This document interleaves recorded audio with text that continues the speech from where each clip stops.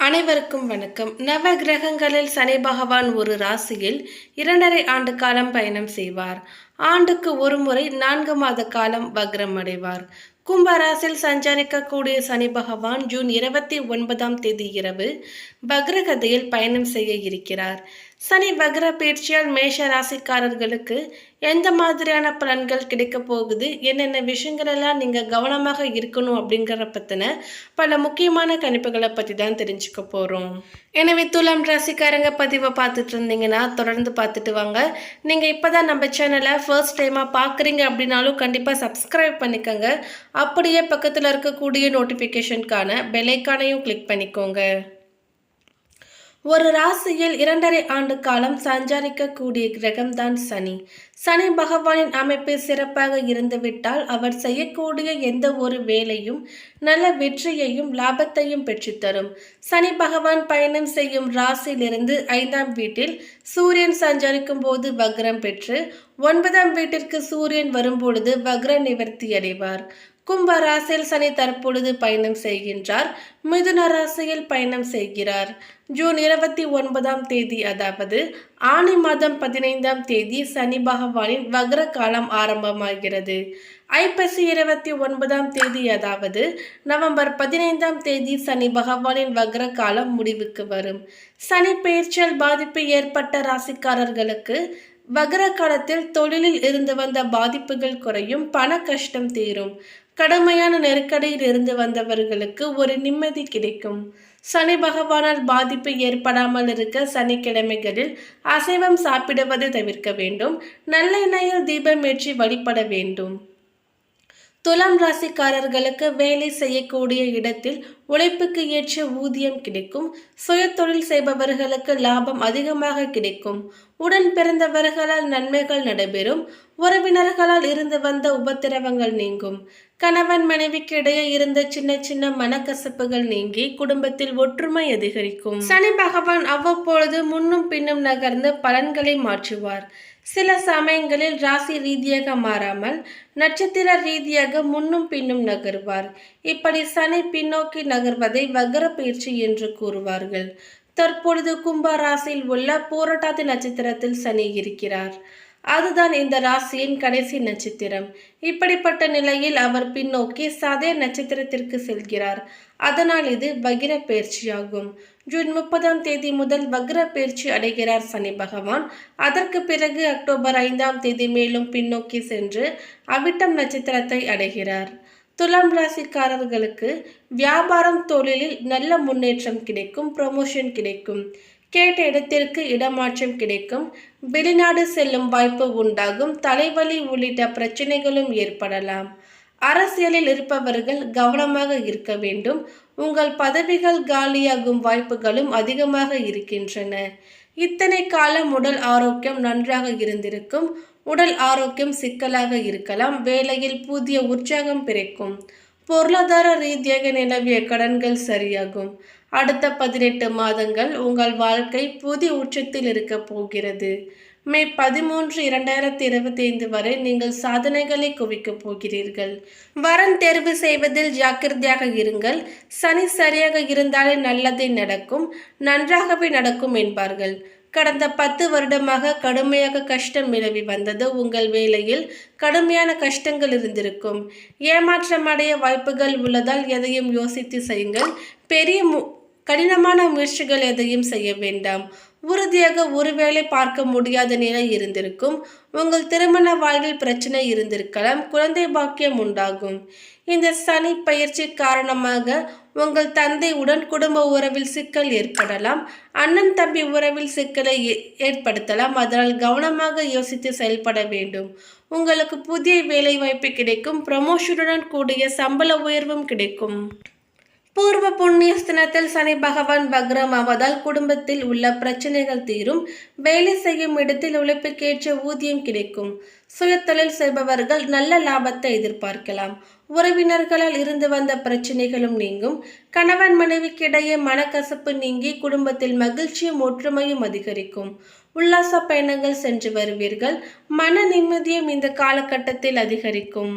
சனி பகவான் எல்லோருக்குமே கெடுதல் செய்ய மாட்டார். அவரவர் கர்ம வினைகளுக்கு ஏற்ப பலன்களை கொடுப்பார். சனி பெயர்ச்சியால் யாருக்கெல்லாம் பாதிப்பாக இருந்ததோ அவர்களுக்கு சில நன்மைகள் நடைபெறப் போகிறது. சனி பெயர்ச்சி யாருக்கெல்லாம் சாதகமாக இருந்ததோ அவர்களுக்கு சில பாதிப்புகள் உண்டாகவும் வாய்ப்புகள் அதிகம்.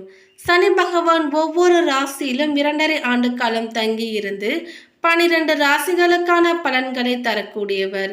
இந்த நிலையில் இவர் இந்த 2.5 ஆண்டு காலத்தில் சில முறை வக்ர பெயர்ச்சி என்று சொல்லப்படும் பின்னோக்கி நகரும் மற்றும் மீண்டும் நேராக நகர்தல் என தன் இயக்கத்தை கொண்டிருப்பார். வேத ஜோதிடத்தின்படி கிரகங்கள் அவ்வப்பொழுது வக்ர நிலையிலும் வக்ர நிவர்த்தி பெயர்ச்சியும் அடையும். இது மனித வாழ்விலும் பூமியிலும் நேரடி தாக்கத்தை ஏற்படுத்தும். அதன்படி வருகின்ற ஜூன் 30ஆம் தேதி சனி பகவான் கும்ப ராசியில் வக்ர நிலையில் பெயர்ச்சி அடைய போகிறார். அதாவது எதிர் திசையில் நகரப் போகிறார். இந்த நிகழ்வானது ஜூன் 30ஆம் தேதி இரவு 12:35 மணிக்கு சனி தனது சொந்த ராசியான கும்ப ராசியில் நடக்கப் போகிறது. நவம்பர் 15ஆம் தேதி வரை சனி பகவான் கும்பத்தில் வக்ர நிலையில் தான் பயணிப்பார். இப்படிப்பட்ட சூழ்நிலையில் ஒரு சில ராசிக்காரர்களுக்கு சனி பகவானின் சிறப்பு அருள் கிடைக்கும். அதாவது இந்த ராசிக்காரர்களுக்கு வேலை வியாபாரத்தில் பதவி உயர்வு, சம்பள உயர்வும் கிடைக்கலாம். சனி பகவான் தற்பொழுது கும்ப ராசியில் உள்ள கடைசி நட்சத்திரமான பூரட்டாதி நட்சத்திரத்தில் சஞ்சரிக்கிறார். அதற்கு பிறகு நவம்பர் 15ஆம் தேதி மீண்டும் நேராக பயணிக்க உள்ளார். இப்படி வக்ர நிலையில் சுமார் 139 நாட்கள் சனி பகவான் பயணிக்க உள்ளார். சுமார் 30 ஆண்டுகளுக்கு பிறகு கும்பராசியில் 2023ஆம் ஆண்டு முதலாக பயணித்து வருகிறார். இந்த நிலையில் சனி பகவான் ஜூன் 30ஆம் தேதி கும்பராசியில் வக்ர நிலையில் பின்னோக்கி பயணிக்க உள்ளார்.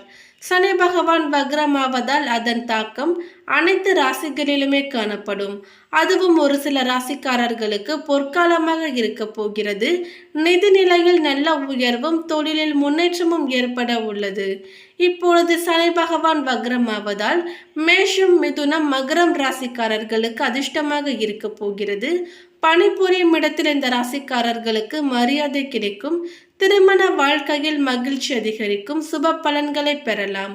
உத்தியோகத்தில் இருப்பவர்களுக்கு இந்த நேரத்தில் பதவி உயர்வு, சம்பள உயர்வு போன்றவையும் பெறலாம்.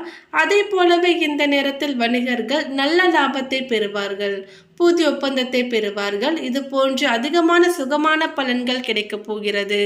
இந்த சனி வக்ர பெயர்ச்சியால் துலாம் ராசிக்காரர்களுக்கு வியாபாரம், தொழிலில் நல்ல முன்னேற்றம் கிடைக்கும். ப்ரமோஷன் கிடைக்கும். கேட்ட இடத்திற்கு இடமாற்றம் கிடைக்கும்.